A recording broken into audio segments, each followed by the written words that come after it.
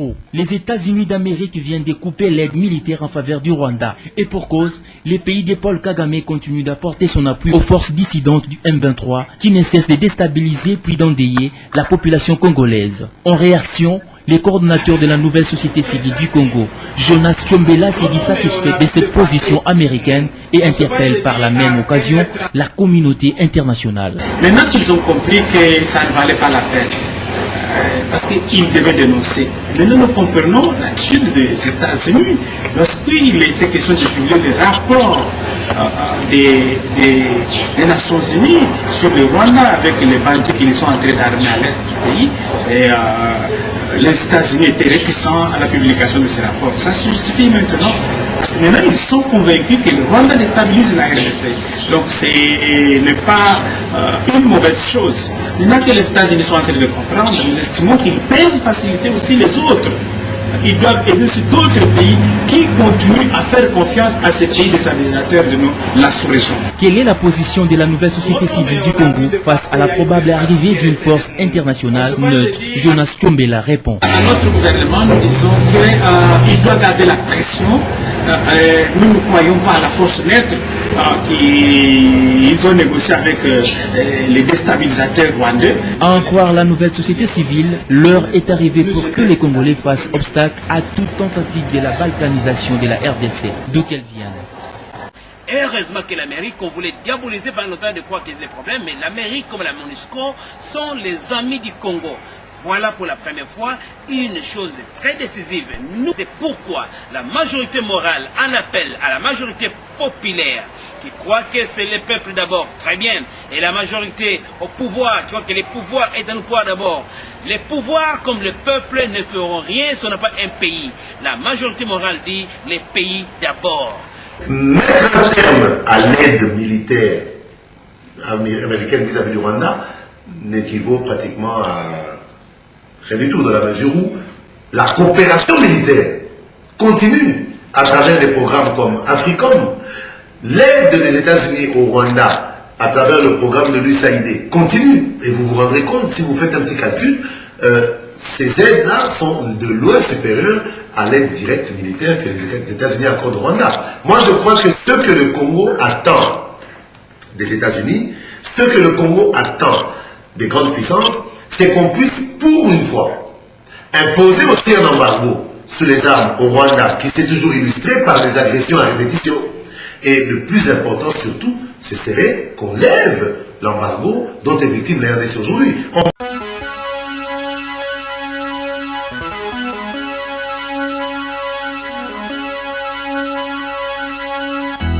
Bonjour. La suspension de l'aide militaire au pays des mille collines, les ventes en guerre des confessions religieuses contre la partition de la RDC, tels sont les sujets qui constituent l'essentiel des parutions de ce lundi 23 juillet 2012. Suspension de l'aide militaire des États-Unis au Rwanda, faux pas interdit pour Kinshasa, constate les phares. Les confrères notent que concrètement, Kigali perd le bénéfice d'un fonds évalué à 200 000 $ américains pour l'exercice 2012, lesquels devaient être alloués au fonctionnement d'une académie militaire devant servir à la formation d'officiers. Selon les départements d'État, cette aide va prendre la direction de notre pays. Les quotidiens L'Avenir, qui embraye sur le même sujet, y voit quant à lui un divorce entre les États-Unis et les Rwanda. À en croire les journaux, cette décision du Pentagone fait suite à l'implication manifeste de Kigali dans la déstabilisation de l'Est de la RD Congo et à ses élans expansionnistes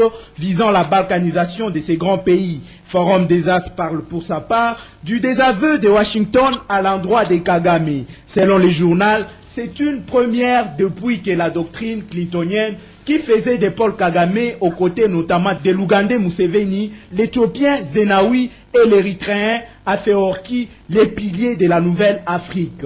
À l'arrivée, ces dirigeants de la Renaissance africaine se sont montrés plus autoritaristes que vraiment démocrates. Toujours en rapport avec la guerre dans l'Est de la RDC, les hommes d'église ne s'empêchent pas d'en faire leur credo. Ainsi, la prospérité s'exclame, non à la balkanisation, 1er août, les évêques dans la rue.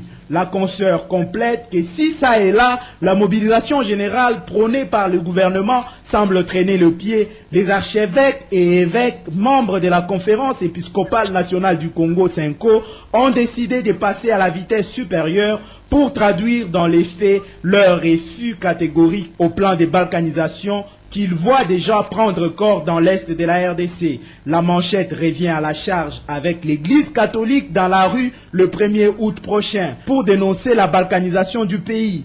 Dans ces colonnes, la consoeur fait savoir que l'abbé Santédi a annoncé que les évêques catholiques vont faire un plaidoyer en faveur de la paix en RDC auprès des acteurs nationaux et internationaux influents. Africa News affiche au pied de sa une Dunia usurpe le pouvoir de Kimbuta. Le rédacteur de l'article fait état de la plainte du bourgmestre Palou de la commune de Kimbantseke, Edouard Katembo, dans une correspondance adressée au ministre provincial de la Population et Sécurité à la suite des intimidations et menaces de suspension dont il est victime de la part du secrétaire permanent de l'interfédéral PPRD Kinshasa. Les députés provinciaux PPRD Dunia Kilanga s'arrogent le pouvoir du gouverneur de la ville-province de Kinshasa.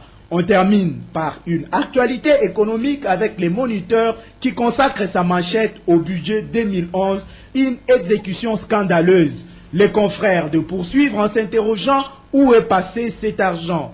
D'après le journal, on sait pourtant cette mauvaise gestion de moyens mise à la disposition de la police nationale congolaise fait que les hommes en uniforme soient démotivés et se jettent dans la tracasserie sur la population. Ainsi prend fin cette ronde des journaux. Merci de votre aimable attention.